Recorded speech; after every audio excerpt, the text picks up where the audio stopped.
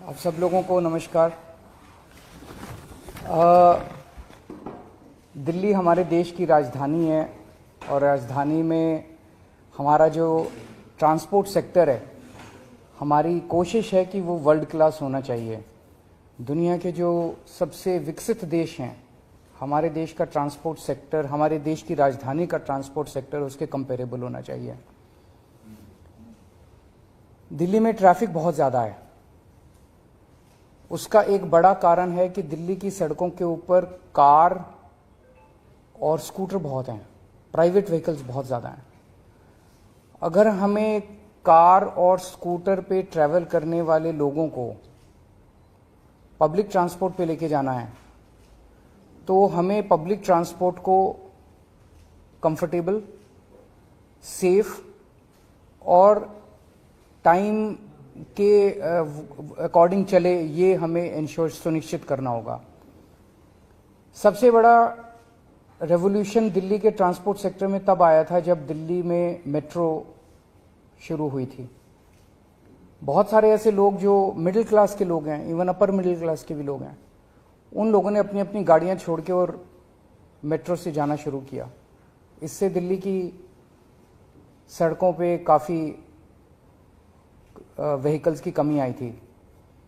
लेकिन धीरे धीरे over a period of time, अब मेट्रो को भी 22-23 साल हो गए, 25 साल हो गए, धीरे धीरे दिल्ली की सड़कों पे फिर से ट्रैफिक बहुत ज़्यादा बढ़ गया है। मेट्रो खचाखच भर गई हैं, जिसकी वजह से एक रिपल्सिव इफेक्ट है कि जिन लोगों ने मेट्रो में जाना शुरू किया था, मेट्रो में जगह नहीं मिलती, बैठने की जगह नहीं मिलती, खचाखच भरी रहती है, वो आराम नहीं है। सो वापस लोग अपनी गाड़ियों पे आ गए, वापस लोग अपने स्कूटर पे आ गए। दिल्ली में बसें हैं, दिल्ली की डीटीसी की बसें हैं, क्लस्टर बसें हैं। वो बसेस लोअर मिडिल क्लास तक इस्तेमाल करते हैं लोग।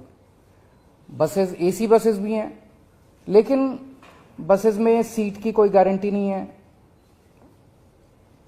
वो वाला कंफर्ट नहीं है जो एक अपर मिडिल क्लास या मिडिल क्लास एक्सपेक्ट करता है। उसको देने के लिए एक स्कीम के ऊपर हम पिछले 4-5 साल से काम कर रहे हैं। प्रीमियम बसेस हम लाने की कोशिश कर रहे थे दिल्ली में। ये अपनी तरह का पहला एक्सपेरिमेंट है पूरे देश के अंदर। इस तरह की प्रीमियम बसेस पूरे देश में कहीं एक स्कीम के तहत कहीं नहीं चलाई गई हैं। इसको एक स्कीम बनाई है हमने, Delhi motor vehicles licensing of aggregate premium buses scheme, aggregator. तो प्रीमियम बसेस के एग्रीगेटर स्कीम हम लेके आ रहे हैं। ये प्रीमियम बसेस जो हैं ये कंफर्टेबल होंगी, 2x2 की बसेस होंगी, एयर कंडीशनड होंगी। इनके अंदर बसों में वाईफाई होगा, जीपीएस होगा, सीसीटीवी होगा, पैनिक बटन होगा और सीट की बुकिंग जो है वो ऐप बेस्ड या वेब बेस्ड होगी। कोई भी खड़ी सवारी अलाउ नहीं की जाएगी, आपको शर्तिया तौर पे सीट मिलेगी। इस किस्म की स्कीम पहली बार लाई जा रही है और इसमें हमारा मकसद पूरा का पूरा ये है, ये टारगेट किया जा रहा है मिडिल क्लास और अपर मिडिल क्लास को, जिनकी पेइंग कैपेसिटी है, जो अपने कंफर्ट के लिए पे कर सकते हैं, रोज अपनी कार लेके जाते हैं, कार का पेट्रोल खर्च करते हैं। लेकिन अगर उनको ऑप्शन मिलेगा कि एक बस है जो कि कंफर्टेबल है, तो हो सकता है, हम उम्मीद करते हैं कि बहुत सारे लोग अपनी कार छोड़ के और बसेस की तरफ शिफ्ट करेंगे। इसमें 3 साल से पुराना व्हीकल अलाउ नहीं किया जाएगा। जो बसेस लेके आएंगे वो 3 साल से पुरानी नहीं होनी चाहिए, सीएनजी होंगी। लेकिन 1 जनवरी 2024 के बाद की जो भी बस खरीदी जाएगी वो इलेक्ट्रिक व्हीकल होनी जरूरी है। इसमें जितनी बसें होंगी, बस की इसमें लाइसेंस दिया जाएगा एक एग्रीगेटर को और वो लाइसेंस फीस उसको देनी होगी। लेकिन जो इलेक्ट्रिक बसेस लेके आएगा उसकी कोई लाइसेंस फीस नहीं होगी। This is just to encourage that more and more people should come with electric buses. कोई भी बस जो है उसमें कम से कम 12 सीटें होनी चाहिए, 2x2 की कम से कम 12 हों, उससे ज्यादा कितनी भी हो सकती हैं। एक एग्रीगेटर कम से कम 50 बसेस लाइसेंस मिलने के बाद, लाइसेंस अप्लाई करेगा, लाइसेंस मिलेगा, लाइसेंस मिलने के 90 दिन के अंदर उसको कम से कम 50 बसेस ऑपरेट और मेंटेन करनी होंगी। सबसे खास बात इस स्कीम की यह है कि रूट्स हम नहीं देंगे, रूट्स एग्रीगेटर हर बस के खुद डिसाइड करेगा ऑन द बेसिस ऑफ जहां ज्यादा ट्रैफिक है वहां पे ज्यादा बस चलेंगी, तो ऑब्वियसली जहां वहां ज्यादा बस चलेंगी तो वो ट्रैफिक ईज होने में मदद मिलेगी। तो वो रूट्स खुद डिसाइड करेगा, खुद सेलेक्ट करेगा, हमें इन्फॉर्म कर देगा, दिल्ली सरकार को केवल इन्फॉर्म करेगा। फेयर भी वो खुद डिसाइड करेगा, मार्केट डिसाइड करेगी फेयर। हमारी एक ही शर्त है कि डीटीसी का जो फेयर है उससे ज्यादा होना चाहिए। ऐसा ना हो कि डीटीसी से कम फेयर, इसके अंदर डीटीसी से ज्यादा फेयर होना चाहिए। बाकी उसका जो भी है, जो मार्केट फेयर देने के लिए तैयार है वो फेयर चार्ज कर सकता है।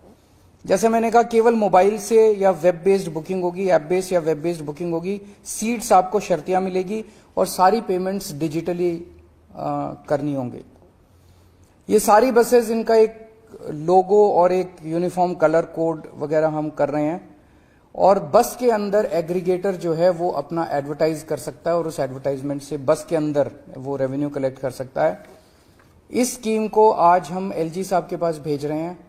जैसा आप लोग जानते हैं, दिल्ली की जो एडमिनिस्ट्रेटिव व्यवस्था है, एलजी साहब को ये तय करना है कि वो इस स्कीम को राष्ट्रपति को रेफर करेंगे या दिल्ली सरकार को आगे बढ़ने की इजाजत देंगे।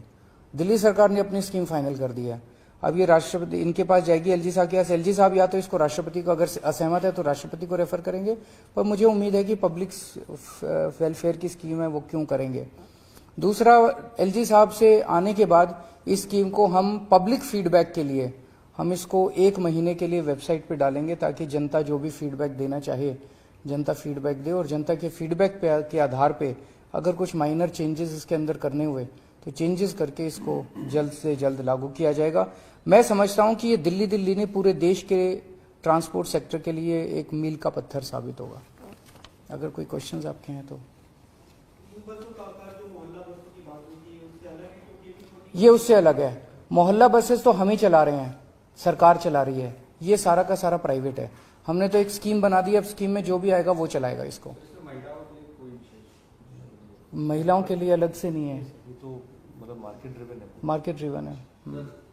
एक खबर आज आपने ट्वीट भी करी कि जो बेल मिली है तो लोगों को लीगल स्कैम में, उसको लेकर आप किस तरीके से उसको देखते हैं, और खासकर क्योंकि बीजेपी अभी भी निशाना साध रही है आप लोगों पर, लीगल स्कैम है।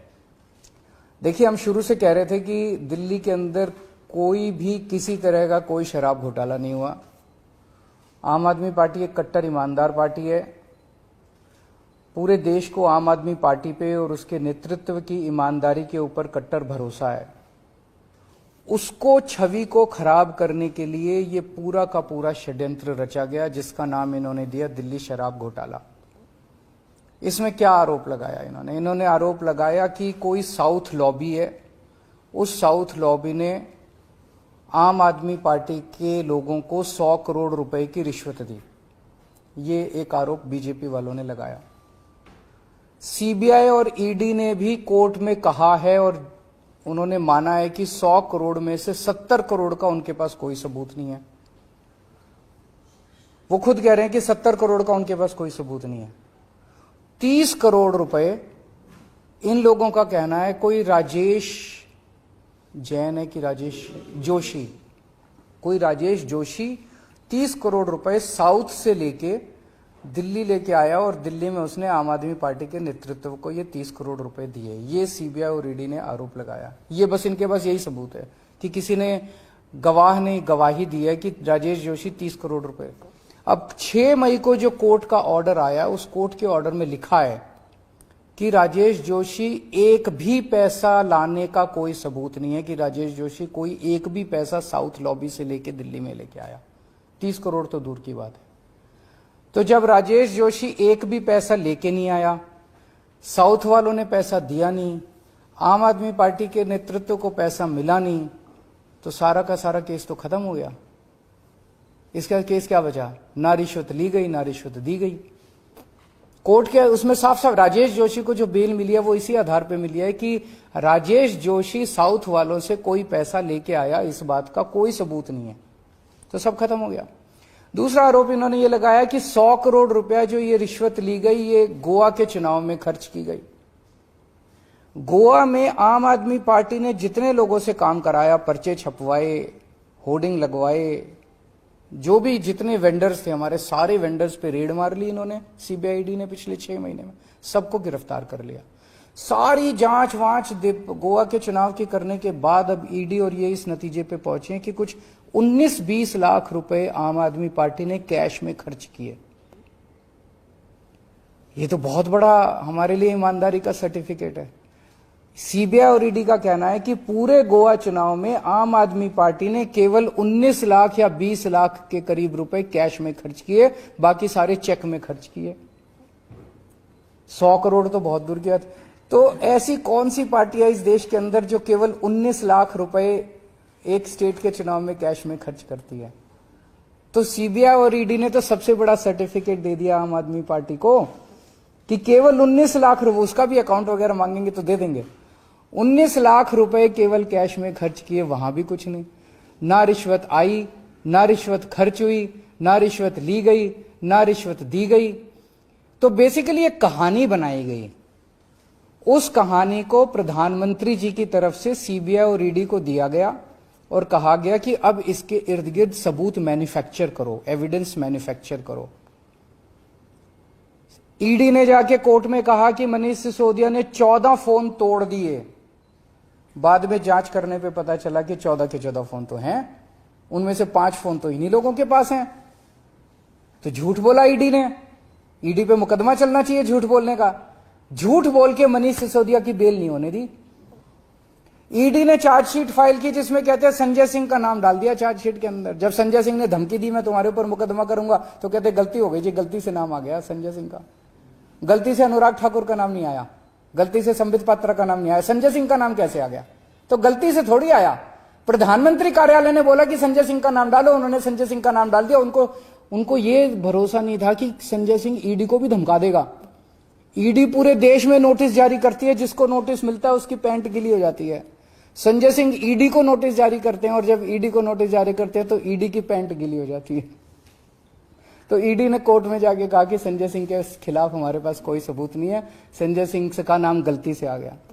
फिर 5 कम से कम ऐसे गवाह हैं जिन्होंने कोर्ट में कहा कि हमसे मारपीट की गई, हमसे प्रताड़ना की गई, मानसिक तौर पे प्रताड़ित करके हमको झूठे बयान दिलाए गए।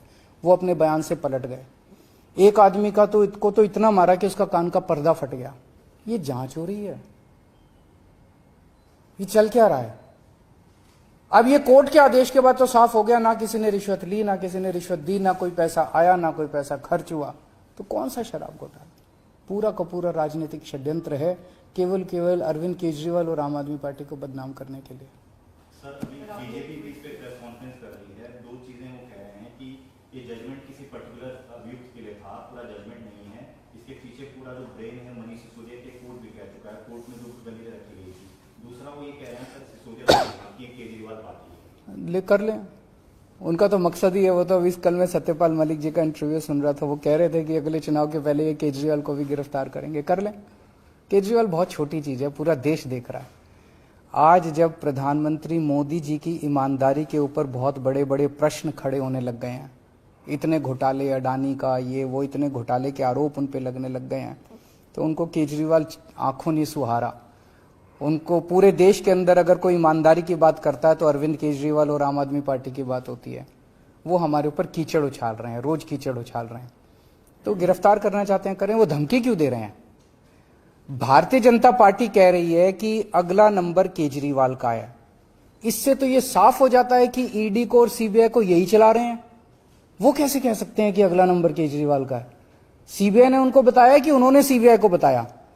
सीबीआई को बीजेपी चला रही है, जैसा मैं कह रहा था। ये तो साफ जाहिर है, बीजेपी बता रही है उनको कि अगला नंबर केजरीवाल का है, पकड़ लो अब इसको।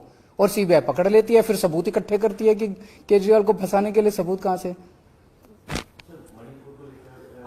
मणिपुर में अभी 4 बच्चे हमारे दिल्ली के फंसे हुए हैं और उनसे मैंने अभी थोड़ी देर पहले बात की और उनको लाने का हम इंतजाम कर रहे हैं। फ्लाइट टिकट्स का अरेंज कर रहे हैं, वो उनको पहुंचा देंगे। आज शायद कोई फ्लाइट अवेलेबल नहीं है, कल फ्लाइट अवेलेबल है, तो कल उन बच्चों को ले आएंगे। बच्चे सेफ हैं, अभी अपने हॉस्टल में ही हैं और मैं अभी थोड़ी देर में मणिपुर के सीएम साहब से भी बात करूंगा इस बारे में। अपने 4 दिल्ली के बच्चे हैं।